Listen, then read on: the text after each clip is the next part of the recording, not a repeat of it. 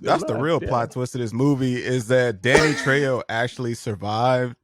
He shot the gun, scared the snake off. He just abandoned the boat and was like, all right, I'm done with this life. And then he had a happy, it's ambiguous. He had a happy Time to go life. open a taco restaurant in Los Angeles.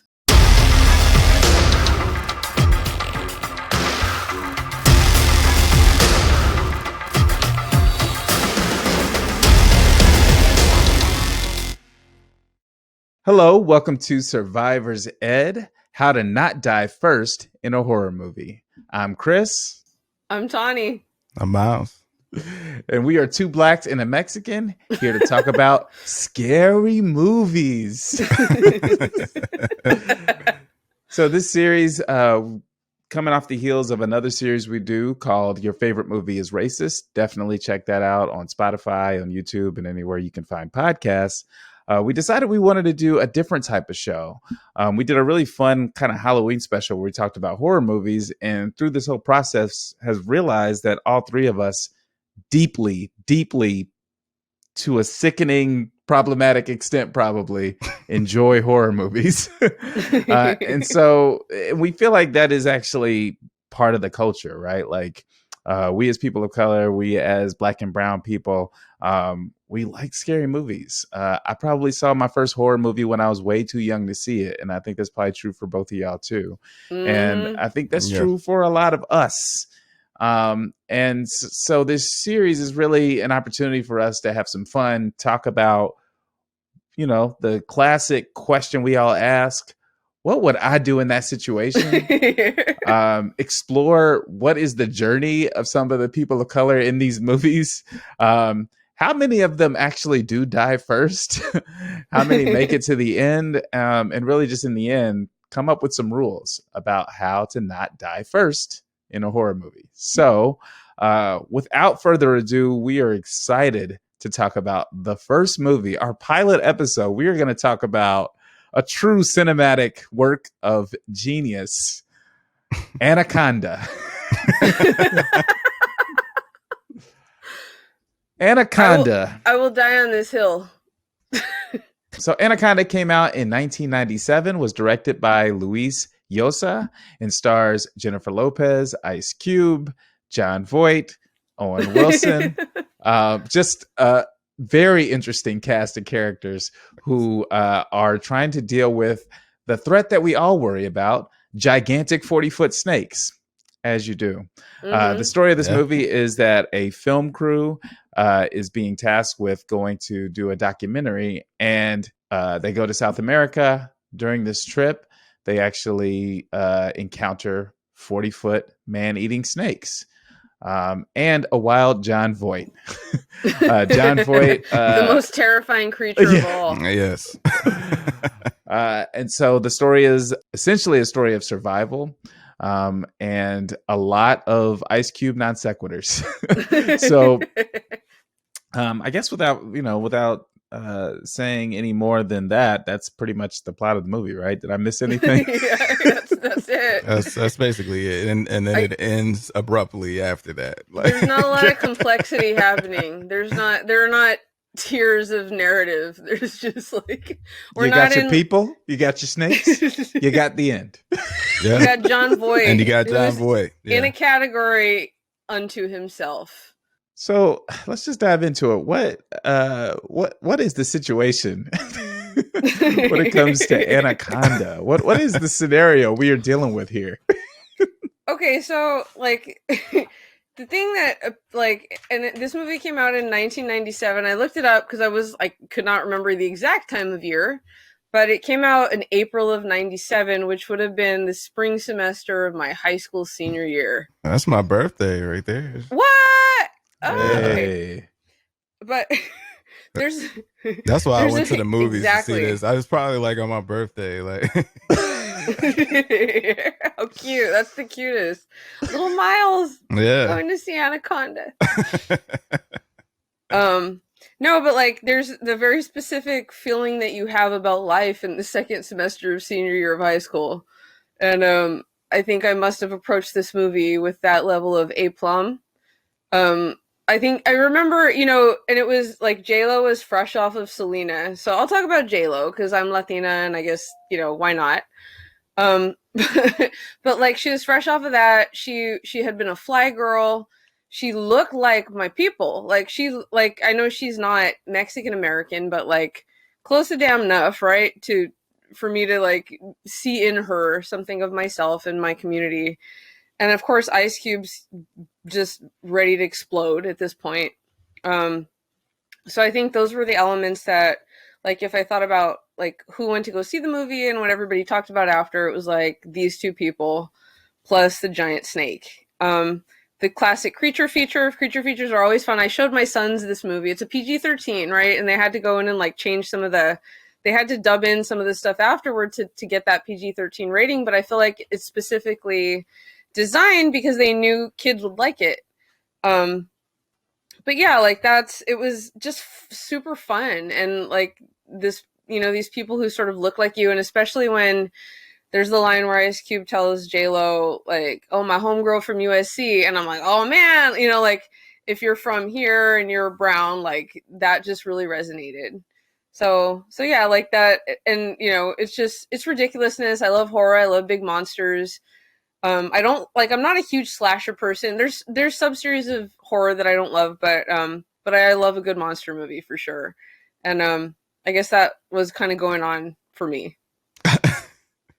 I mean, what more is there to say? Like this movie kicks off like maybe 5 minutes into it with like Ice Cube saying like today is a good day. Like, yo, I'm here.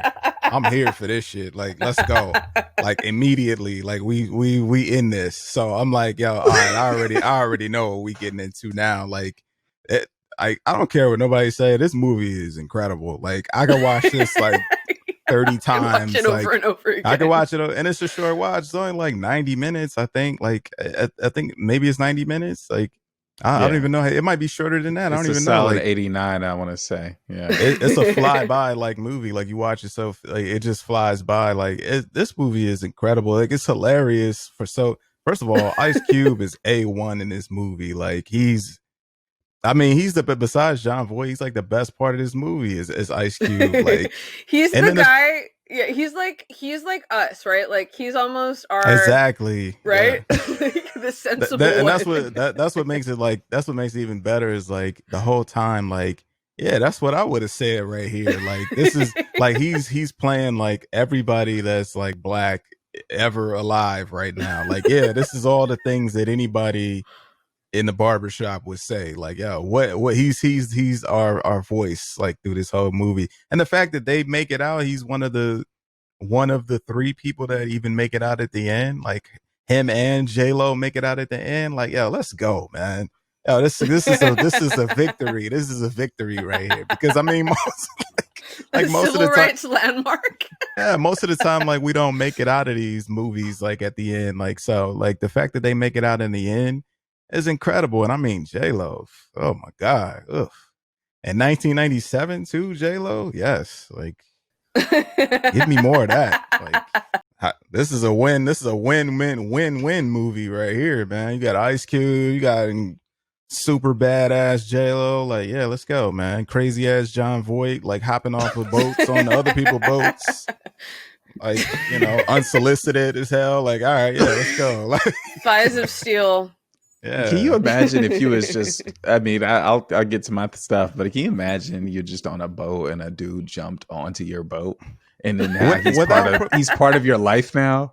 Like, like he didn't even really fully get permission to, like, did he get permission to like board their ship? Because I feel like he was just like, hey, yeah, Eric my ship Stoltz broke was down. being very nice to him, and like everybody else was like, really, bro? Like this, what?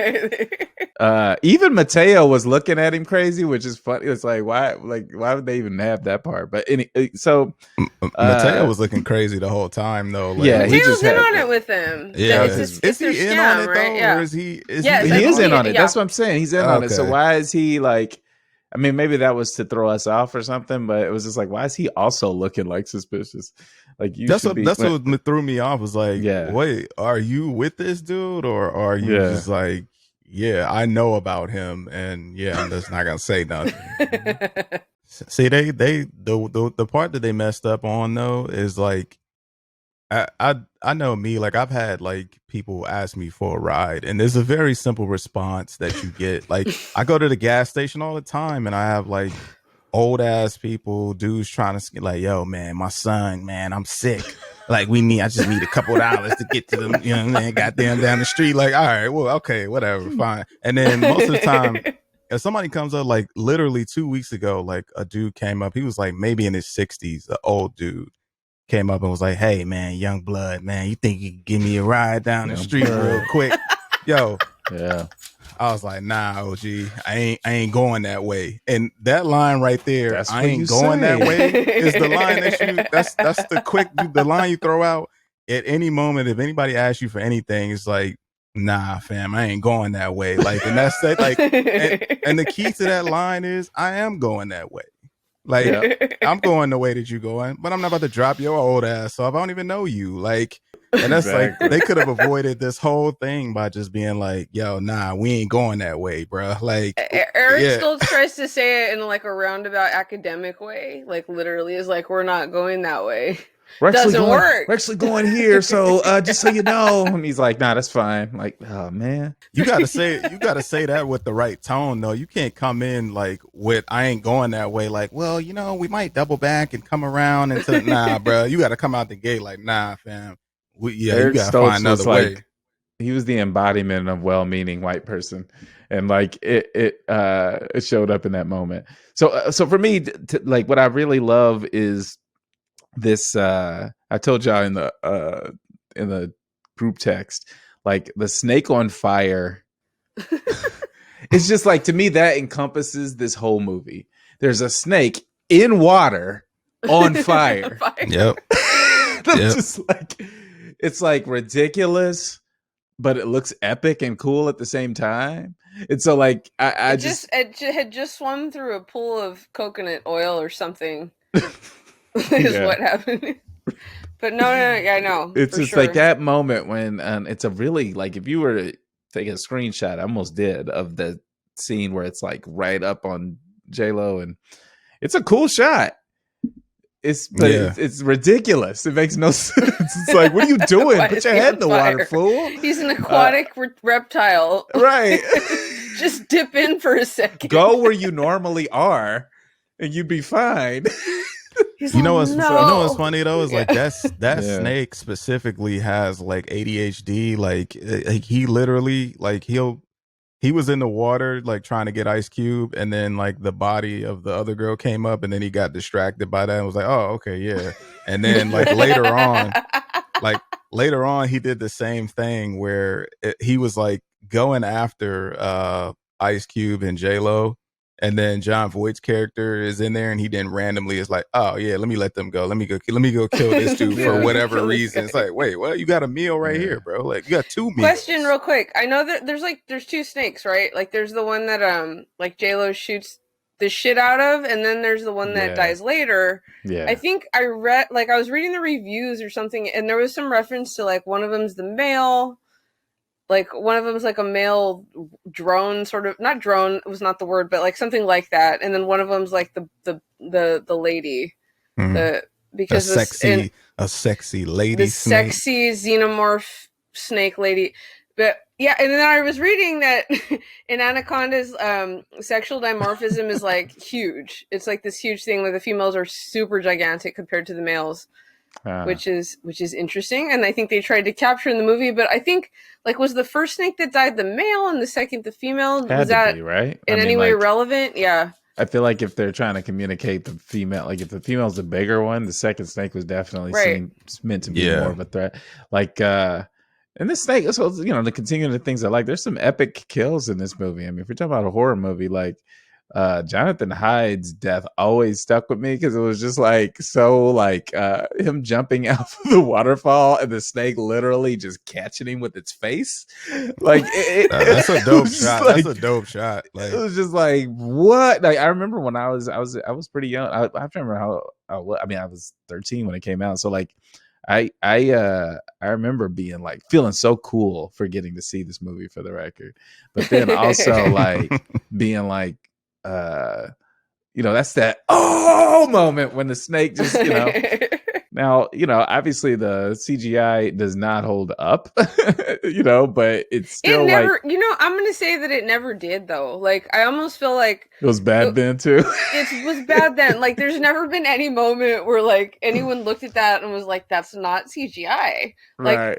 and I feel like if you're going to throw and I think good directors know how to use CGI as sort of a like, let me just sort of patch up this part that I couldn't do with practical effects. Jurassic right? Park, this was not. Yes. And so so it doesn't bother me. Like, I've learned to block the same way as an English teacher. I've learned to block out most misspellings and the wrong, it's and it's and there and there. Like, I don't even notice. Like, the bad CGI isn't an issue. Like, it's just sort of part of the general like, we're talking about a giant snake. Yeah. I felt like it actually even worked. It didn't occur to me like at the time when I saw it when I was a kid, because I was like, "Yo, this is the coolest shit ever" as a kid. And I feel like there's a good blend of practical and CGI in this movie though. Like some of the like that shot of the snake eating John Voight, and it shows the inside of the snake. Like that shit look crazy. That shit look crazy. Cool. That's a super crazy shot. And like the part where, I mean, it throwing him up, like, it looked fake, but just the fact that they did that, I was like, yo, yes. It was and just that wink like, afterwards. You gotta wink. Come on, man.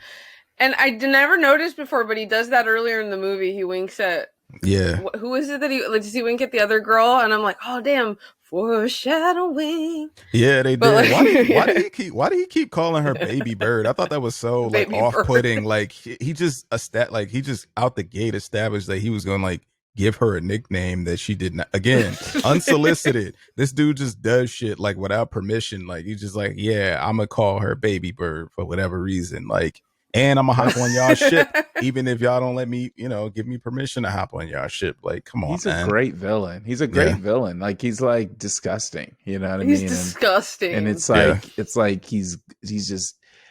And that's what I was saying. Like when we were talking earlier, I'm like, he looks like he's dressed very basic. Like he's Gap. Like he's wearing Gap basics. Yeah, he's got like that Pepco got the cargo pants on. And it's just the ponytail, like, and then he starts kind of asserting his will, and you're just like, yeah, he's a bad guy. Like, there's no hide. They don't hide that the movie doesn't hide that he's a bad guy. It's not like this whole thing like, I wonder if he's up to no good. It's like, nah, he's very clearly, very clearly a problem. Immediately, profoundly gross. Like immediately, the whole crew is like, yo, this dude is somebody to watch, and it's fun. It makes the movie fun because you're just watching this like chaos ensue, right? Like John Voight enters the boat and antics ensue. Especially Ice Cube. J-Lo's skeptical. Like Eric Stoltz puts up with him for a time. And fucking Owen Wilson, who's like the blondest motherfucker in this crew, is like, yo, this guy right here. This is the guy. After he killed a boar, like, this is the guy that I'm going to trust based on the fact that he killed a boar. The stuff that they was making him like be impressed by was like, wow, is that a gun? Wow, that's pretty cool. Yeah. Wow, you just shot that. Oh, damn, that's pretty cool. Man, is that dynamite? Damn, this guy's awesome. Like, wait, what? How? No, he ain't. This motherfucker, he jumped on our boat without permission. Like, regular stuff. He's doing regular shit. Like, you ain't worried about none of this stuff, like why he has any of this. And Owen Wilson's like, him handling dynamite is completely off, because I don't know nothing about dynamite. I could be wrong. I'm pretty sure that shit shouldn't go under the water though. Under the water. I'm almost certain that it shouldn't go under the water. Like, the water apparently. So I think the thing about this movie is that the water is just a concept, because like, it's not really because there, like sure. the clothes don't get wet, the dynamite doesn't get wet. You know, the water is all in their minds, man. Because like they're just gonna get in there. Like, they fucking Owen Wilson dives in with unnecessary pieces of clothing. Like this guy has like a shirt and shoes and socks and shorts, and he has a fucking like overshirt. He doesn't even take the overshirt off. He's like, I'm just gonna get in the water with all these clothes on.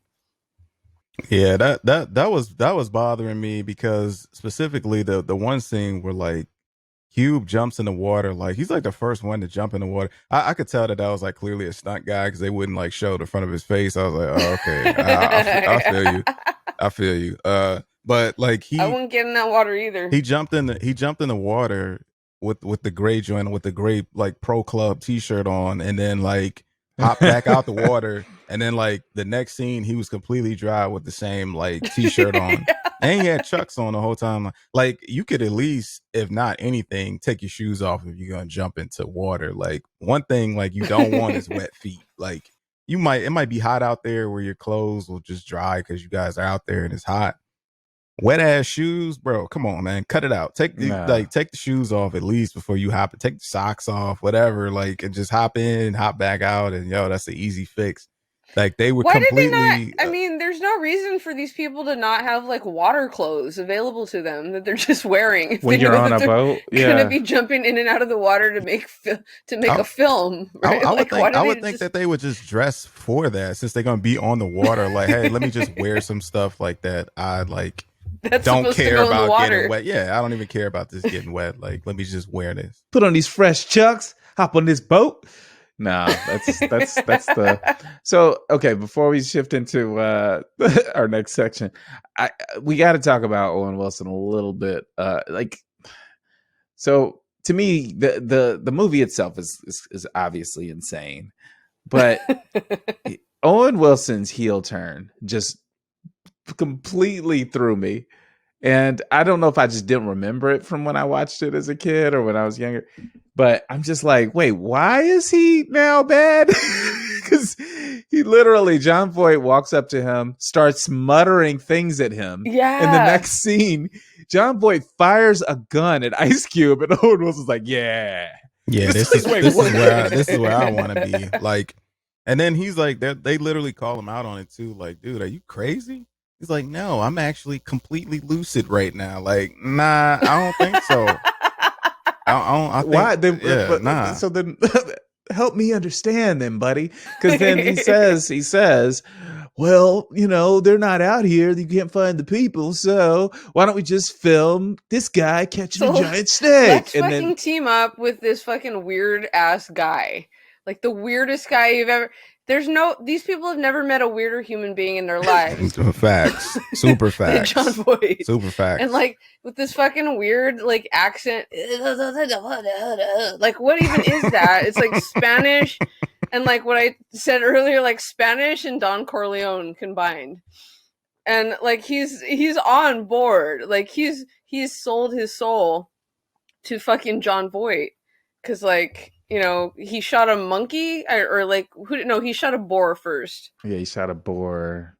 But then like when it's time for him to catch the snake, nobody's filming. At all. And Owen, everybody looks like they're under duress. They almost look like they're hostages to Owen Wilson because he's pacing around with that gun. But then it's like, dude, wait, what's your end game here? Because what are you getting at? Your own girlfriend, basically your girlfriend, is among the people that you're holding at with a giant rifle in front of, who are all terrified of this situation, and you're not even doing the thing that you say you're doing it for. That you propose. Like, let's just say that this works out. Let's say that Cerrone catches the snake. Let's say this motherfucker catches the snake, and then y'all make it back. Nobody dies. They all make it back. You think that we cool with you after this? Like, really, what's the end game here? Because like you just held us all hostage. We're all under duress now because you feel like of that, yeah, we need to. Yeah. What was Cerrone gonna do with that fucking gigantic snake? Is my other I was watching it going, okay, at first in my head, and this is like back when I was watching it with my sons, and like I told you guys, they were like, why does he want to catch the snake? And I was like, I don't fucking know. He says there's money in it. I don't know who's gonna pay for this? I don't know. But in the back of my mind, there was still this sort of vague idea of like, oh, he's gonna sell the carcass or something But then I was reading an article that was like, if you really wanted to make money off of this species, he would have taken the babies because they grow really quickly. Like within a couple of years, they're full sized. And then it was just like, okay, he wants to capture the snake. He doesn't let JLo shoot it, right? She's going to shoot it. And he's like, no, you can't shoot it. Good to me, and I'm like, you're gonna wrangle this creature. You don't have what the fuck? You don't have no equipment. You have nothing to know where to put it. Like, what are you gonna do? What's your plan? It's what's probably your fucking plan? It's like a situation. Did you guys see the Jurassic World, like the Fallen Kingdom? It's like maybe it's like a situation where it's like an auction where he's got to have like the snake at the end, and there's like a bunch of rich billionaires like buying like snakes or whatever for like $500,000 or whatever the case, or he said like millions or something like that. I feel like he said millions that he could. But I'm like, you're gonna wrangle this animal. Like I can barely take and get care of my fucking guinea pigs over here, and you're gonna wrangle this giant anaconda that eats like live food and is like 40 feet long for the trick home. Like, what are you doing? And where were they gonna store this snake at? Like. Because I had questions about where they were even sleeping at this whole time, because like it don't even look like it's enough space in there for everybody to have their own quarters to like stay in. It looks like it's one room that he was in the whole time, and then the rest of it is just like the deck. So I was like, where are y'all even gonna put a snake at even on this ship in the first place? Y'all barely got places y'all barely got places to even sleep.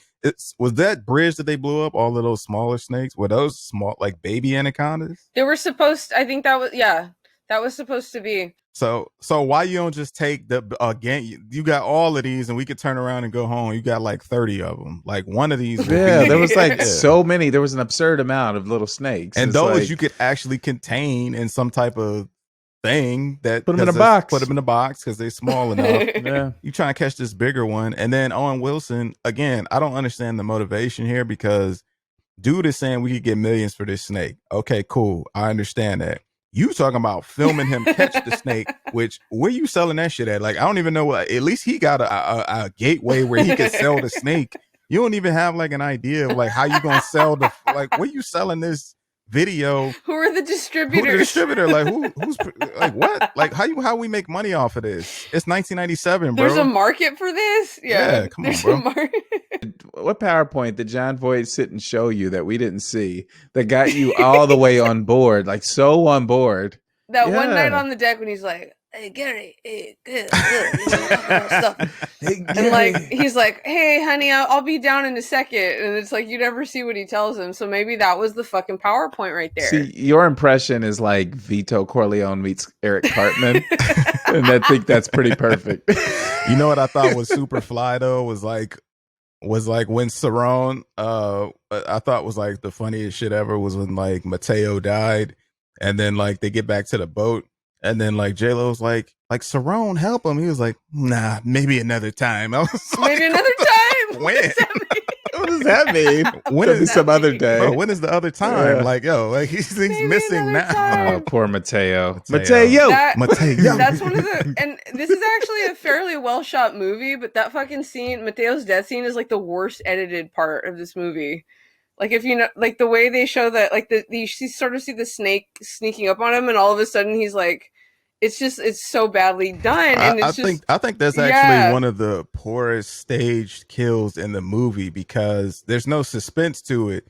He falls in the water. Yeah. There's no build up to it. The snake just immediately comes out. I was like, whoa, wait, I don't remember that happening that quickly. It just comes out of nowhere. Yeah. There's no time for you to like be afraid of it. You know he's about to die, but it just happens too quickly. There's no build up for that shit. So it's like, damn, all right. Well, okay. The tension and release is not captured there. No, not at all.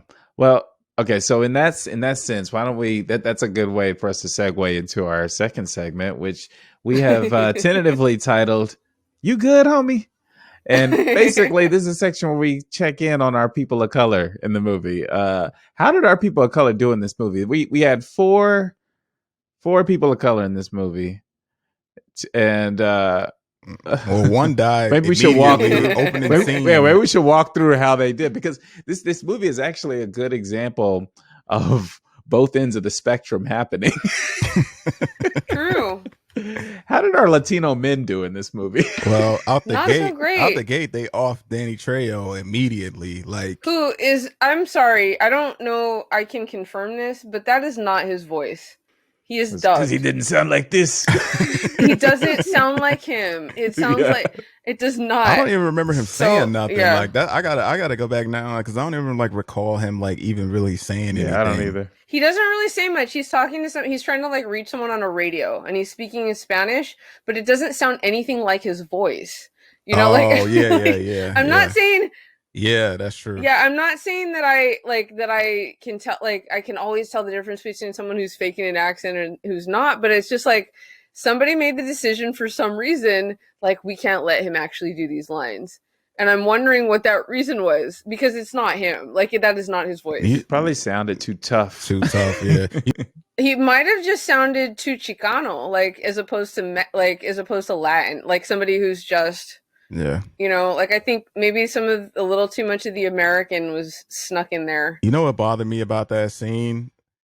The thing that bothered me about that scene is like he, you know, goes up to the thing or whatever to kill himself, which is, I mean, if you know these snakes pretty well, and he does, like, man, this is the only way out. Like that was actually a smart move. Like at that point, I guess it's like nowhere to go. The thing that bothered me is like the shot like lingered on him still up there after the gunshot, and I never saw the body fall into the water, and I was like, what's happening right now? I didn't even notice and the that. shot just lingers, and he's just still hanging onto the pole, like shot in the head, I guess. I don't know. Like I was like, what? Wait a minute. Oh hell no. Like, hey, wait, how is he still up there? Like maybe he was strapped on. He strapped himself on in like with his belt and shit, and then like shot himself and stayed up there. I guess it was I don't noteworthy. know. I do remember. See, I didn't notice that, but I did notice. Like, I expected to see his body fall. His body never fell. He just stayed up there.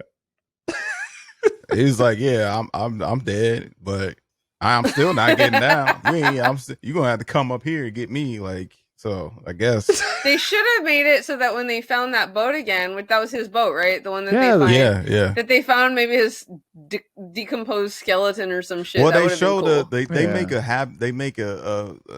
they show like the top of the pole where he was at. Like they make sure that they show like that you remember, but he's not there. So I guess eventually he left or whatever, or died. I mean, or got eaten. Yeah. He died. Yeah, he said he left. He went to the store. I mean, he was hanging on for a while where he was just chilling up there, like when they froze. I was like, I guess maybe he didn't shoot himself. I don't know. Like he didn't actually shoot himself. He just because they never saw him fall. It's like maybe he just fired the gun. That's what happened. I ain't killing myself. Yeah, we never saw a body. He didn't shoot himself. He just shot into the air, and then he was like, and the snake got scared, and this was scared him off. And he just climbed back down, and what? That's the real plot twist of this movie is that Danny Trejo actually survived. He shot the gun, scared the snake off. He just abandoned the boat and was like, "All right, I'm done with this life." And then he had a happy. It's ambiguous. He had a happy. He had a happy to go life. Open a taco restaurant in Los Angeles. Yeah. Okay. So yeah, he didn't do so good. What about Mateo? Mateo's our other guy. Yeah. Mateo. Yeah, he don't make it. I think less because he's a Latin man and more because he's just oily as fuck. Super oily. Like he's mad oily. Yeah, he's extra. Do you guys watch Family Guy or no? A little bit. Oh yeah, a little bit. Yeah. Oh, I don't know. Have you guys ever seen that episode where it was like Peter went to I think it was like a work picnic thing or something, and they had a game that was called it was something stupid like catch the oiled up man or some shit, and it was just like a naked oily dude, and he was running around and they were trying to grab him, and he was too slick and shit to grab him. I feel like that's Mateo. This whole time is maybe that was a defense mechanism. These motherfuckers ain't gonna never grab me up. Ain't nobody gonna grab me up on here because I'm gonna slide right the hell out. Snakes catching me. I'm gonna slide right out of his ass. Yeah, slide out of the snake. Oh my god! So Mateo is to oil as Jermaine Jackson is to grease. Yes. What does Cube tell him? Stop playing. That's his problem. Is he played too much? That's why he died. Stop playing, Mateo. That's why he died. He played too much. Now, if he wasn't playing so much, he would have lived. He would have survived. Play too much. Mateo. Yeah, he doesn't do well. Mateo was the best thing about him was hearing Ice Cube say his name and say things about him. Ice Cube was just given free license to speak as he would throughout this whole movie. And that was and so for the audience, we to give context to the stop playing is in the movie when Mateo goes missing, Ice Cube goes looking for him and is shouting, Mateo, Mateo, Mateo. Hey man, stop playing. Why would he be playing? Like, yo, that's not his, like he hasn't played at all like this entire time. He's been weirdly serious, actually. Yeah. Extremely he hasn't smiled. Hasn't cracked a smile at all. Like, yo, why would he be playing? Other right now? people have cracked jokes around him, and he has been stone faced. So hostile. Like he's not playing. If that was if it was Owen Wilson's character, I would be more inclined to think that he would be trying to play a joke, like, yeah, I'm here. You guys thought I was dead, or whatever the case is. But like Mateo is pretty. There's two facts about Mateo. Number one, he's serious. He don't play. And number two, he greasy as hell. He's oiled up like a motherfucker. Like he's ready for you to not catch his ass. That's two like facts about Mateo. That's how you beat these snakes. Yeah, you stay oiled and the up. mosquitoes. You know what? He was actually prepped to live. He don't play around. He ain't got time to play games. And he oiled up as hell, so you can't grab his ass. So he had the right. He just got really unlucky. He had the right mindset. I don't know what he was doing, lingering and on the boat, like or whatever. But also, why was Ice Cube? Also, why was Ice Cube filming that shit? Like they were like, hey, there's an empty boat over there. Let's go see if there's like, because we don't have any more gas. He was like, I'm gonna go get this on camera, y'all. Like, why? That's not what. No, why are we filming that? That's not a part of our story. They filmed all the wrong stuff. Like, this is a terrible documentary. Like now, I'm starting to question like their ability to make like documentaries because like they showed him like filming it. This is the only thing that they really even showed. Well, no, they showed him filming Westridge like talking, and then like Cerrone Cerrone jumped in like, all right, whatever, I know what I'm talking about. All right, cool, yeah. I don't want to go to hell. I know what I know. Man, okay, so Mateo and Danny Trejo did not fare well. They went down. So we got only other two people of color in the movie are Danny, played by Ice Cube, and what's Jennifer Lopez's character's name? Terry. Yes, Terry. So Terry Flores, who originally was going to be like Terry Smith or something, played by like that. Gillian Anderson. Really? Yeah. Audition. Yeah. Are you serious? Oh damn, I can't even picture that. I used to like X-Files. X-Files. Yeah, Gillian Anderson. But anyway, man, that would have been so Terry whack. Flores played. not because Gillian Anderson, just because like I can't picture the lack of J-Lo. Lack of J-Lo doesn't work. It's hard to imagine the movie without J-Lo. Like it's hard. Like there's something very specific that and I think it speaks to like the fact that we can't point to it speaks to her appeal, just as a performer. Like there's something about her, and she makes it, and it's like. She felt natural. She felt natural as a character. She's very talented. Like she's a talented actress. The reason I think people don't like acknowledge that is like she hasn't had these super great like Oscar worthy roles, but that lady can act. Like she's super can, and she's got good comedic sense too. Like she has that timing down. Yeah. No, she's good in this. Ice Cube is Ice Cube in this. John Boyd. How did they do? Well, they lived. They survived. And I guess I feel like a lot of that had to do with how they were kind of existing in this crazy universe as essentially the most lucid people there. Yeah. and kind of navigating this in a more realistic way. Now there were some ridiculous things happening even with them, but within the context of the film, they were operating from a place of logic where most of the other characters were cartoonish. Yeah. Like Jonathan Hyde was a cartoon character. Mm-hmm. The white girl was Was the Hey, hoe. Yeah. Yeah, she was hot in the pants the whole The time. obligatory hoe. Whole time she was hot. Exactly. Yeah, she was hot. Which was weird because Owen Wilson's the one who's like, this place makes me horny. And then she's all like, like, stop it, Owen, or whatever the fuck his name is. Like, yo, all right, okay. Like, yo, just say you trying to, just say you like her. Like how they like, yo, the and then jungle the next makes scene me she's horny. doing that. Next scene she's doing that white girl dance, where she's all, To reggae. this is like, here we go. The silhouette, yeah. And then they die, right? Like these are all characters who are super over the top, and then you randomly have a very Ice Cube-ish Ice Cube who's just constantly throughout the movie like voicing over things for us, giving us context. The dart is my favorite Ice Cube line. Damn, the though, dart 'cause came out his back. Why did it need to stay in there? It's a dart. Like the dart goes in and then he got woozy, which means the dart worked for whatever was in there. I don't think it needed to stay in there to continuously flow the shit into his body. Like it's a dart, motherfucker. It's not an IV. Like it's a dart. Like it's just going to go in. But what's funny is though, but within the logic of the movie, his character was correct in that being a bad thing. You know what I'm saying? Like in real life, that actually doesn't matter because he would have But died. the logic of the movie, yeah, he was unconscious underwater. You're dead. Like you're dead automatically. You're unconscious underwater. Like you're dead. Like what are you talking about?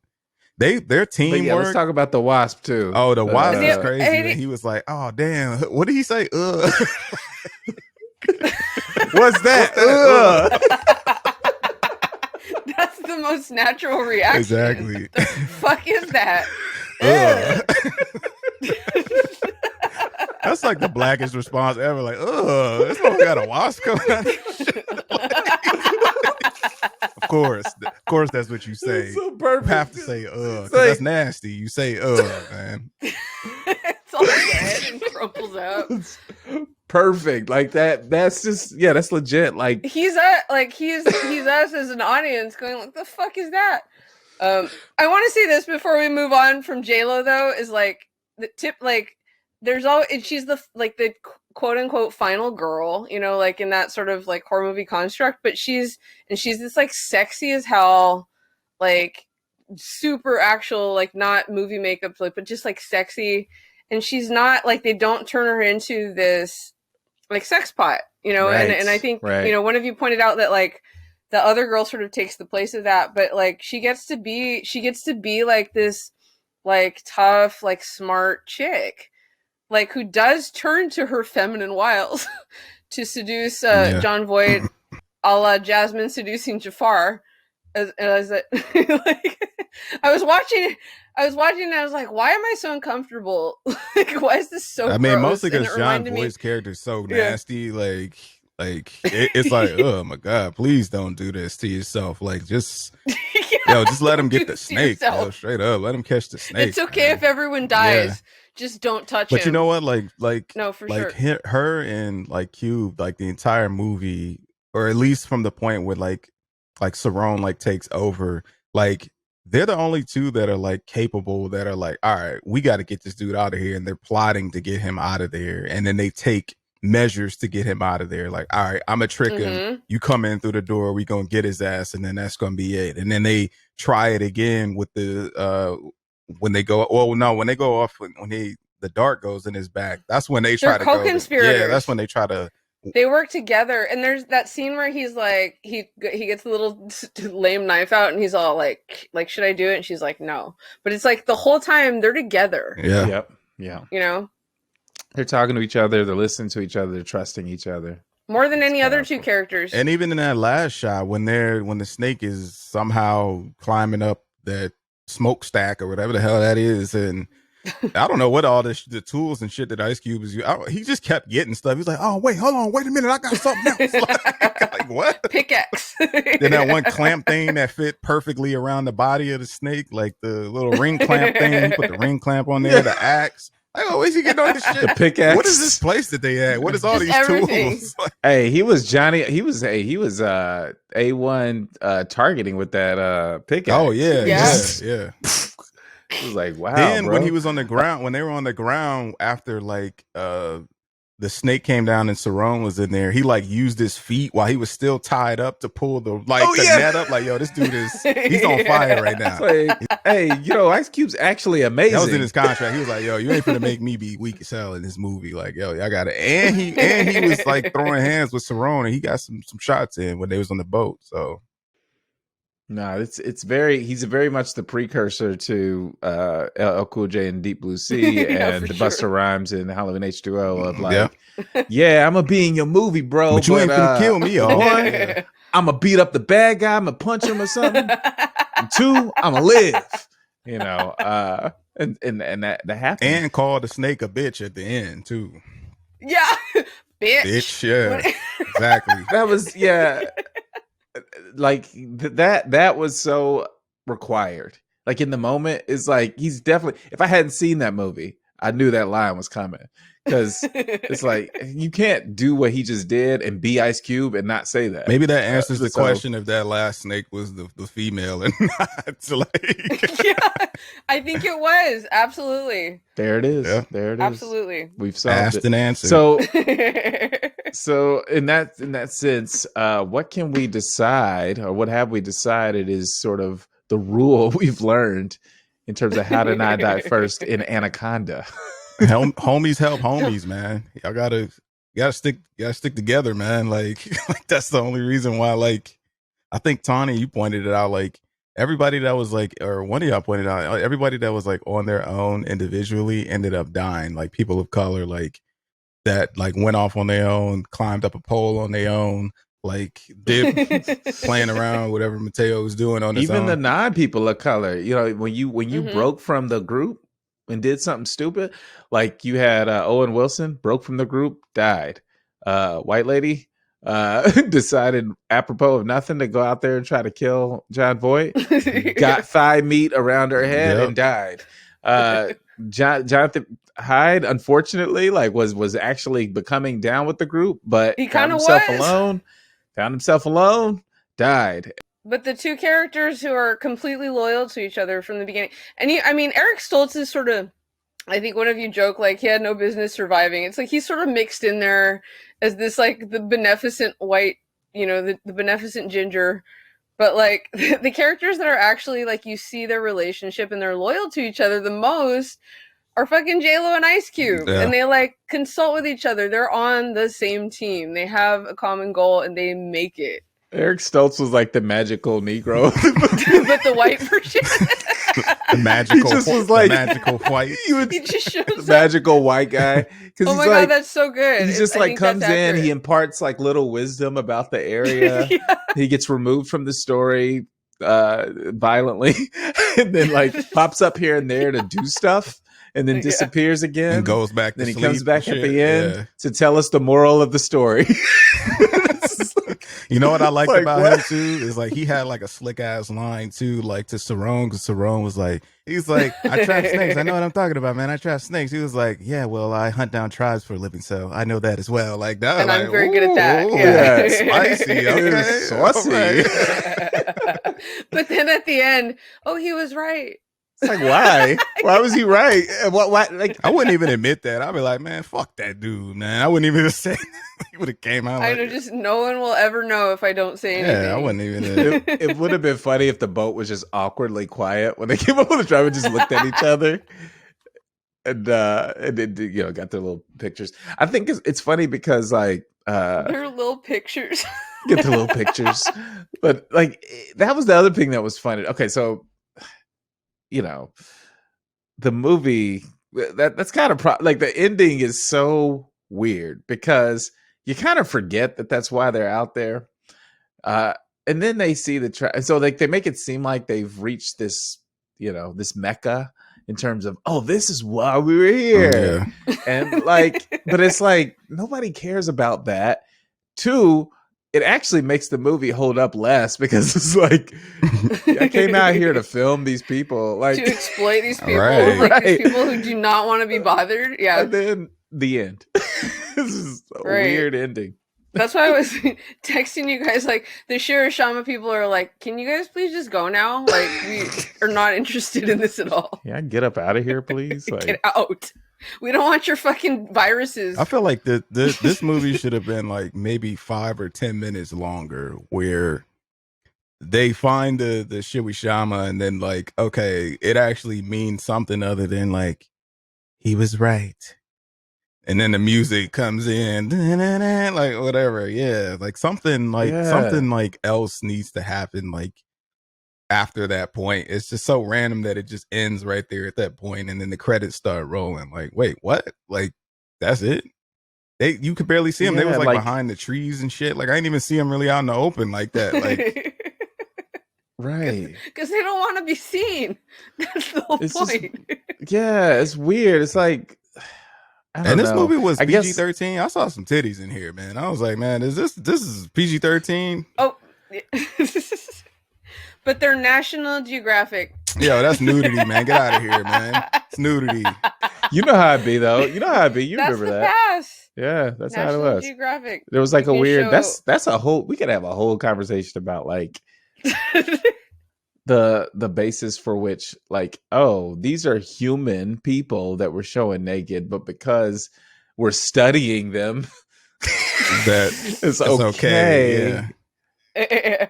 Like, that's weird. But anyway, yeah. No, so the ending is very abrupt, but two of our people made it through because they were they Black and brown unity, solidarity, connection, trust. Ice Cube very helpfully letting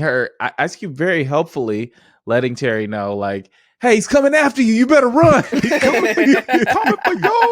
Like what? Like wait, what? Okay. Yeah, I know. Like we've been running from the snake like this whole time. Like, and to be fair, to distribute the brain fart moments between the both characters, like him having to tell her to try other parts of the of the door was that was stupid. Try the hinge. The stupid part is like the part that she was hitting the whole time was the part that she ended up hitting to open it eventually anyway. He was like, try around the edges. It's like, oh, all right, like why you ain't just trying to hit wherever it's gonna open up anyway? Like, right, okay. Exactly. You should be wilding out on that door, like.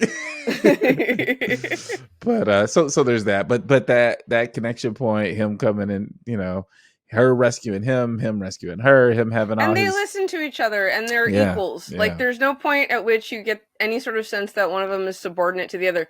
And even though Eric Stoltz is like that hoity-toity academic, I would argue that his character is in there too. They're all like, there's sort of an equal acknowledgement of like, we are all equally capable people. And I think that's part of why they all survive, even though Eric Stoltz is kind of a cheap shot. And I think he mostly survives because he's J-Lo's love interest. Yeah. And he's a good dude. Everyone else in the movie is not really that good. Like Jonathan Hyde's probably the closest in the term that he has a little bit of an arc, but he's such a little pussy. He's such cannon fodder that it was like, yeah, he's gonna die. They're just making us like him a little bit now because he's gonna die. I don't even understand like everybody's role that was like a part of this crew. Like I don't even understand like their responsibilities in terms of like what they were supposed to do like with this documentary. Like I get Ice Cube, he's clearly defined. He's the cameraman. Eric Stoltz, I feel like he's clearly defined. He's knowledgeable about, you know, the locations of. He's the anthropologist. Exactly. Yeah. J-Lo like seems like she's like a producer type of like weird. She's the director, and then what's her face is the like production. Yeah. There's a scene where it's I think it's when they go to explore the boat like that Danny Trejo is on, and Ice Cube when he goes like, I'm gonna film this or whatever. And then, like, you see the little short exchange in the background between Owen Wilson and the chick. And she's like, do we need sound? And he's like, no. Like, he's just like, I'm not going over there. So, like, there's, you know, he's the sound guy. She's, like, the production. She's a producer. J-Lo's the sound director. Guy who left all his gear in the woods before he decided he was going to film a snake getting captured for the record. Like, okay. Your stuff is in the woods somewhere, dude. Like, what?